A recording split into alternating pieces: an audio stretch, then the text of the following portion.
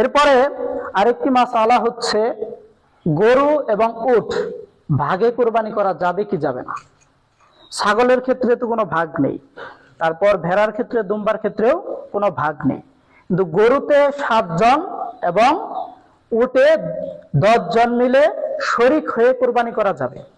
এ সম্পর্কে জাবের বিন আব্দুল্লাহ রাদিয়াল্লাহু তাআলা আনহু থেকে বর্ণিত, তিনি বলেন, নাহারনা মা রাসূলিল্লাহি সাল্লাল্লাহু আলাইহি ওয়াসাল্লাম আমাল হুদাইবিয়া, আমরা হুদাইবিয়ার বছর রাসূল সাল্লাল্লাহু আলাইহি ওয়াসাল্লামের সাথে কুরবানি করলাম।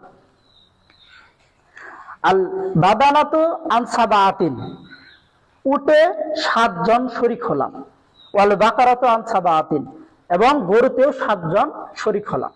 হুদাইবিয়ার বছর জাবের বিন আব্দুল্লাহ রাদিয়াল্লাহু তাআলা আনহু রাসূল সাল্লাল্লাহু আলাইহি ওয়াসাল্লামের সাথে কুরবানিতে অংশগ্রহণ করলেন এবং সাহাবায়ে কেরাম সহ রাসূল সাল্লাল্লাহু আলাইহি ওয়াসাল্লাম উটে 7 জন এবং গরুতে 7 জন অংশগ্রহণ করে কুরবানি করলেন। তো এই হাদিস থেকে আমরা বুঝতে পারলাম যে গরুতে সর্বোচ্চ 7 জন, 7-এর যদি কম হয়ে থাকে, 2-এর অধিক, 2, 3, 4, 5, 6 এবং 7 এরকম ভাবে গরুতে কুরবানি দেওয়া যাবে।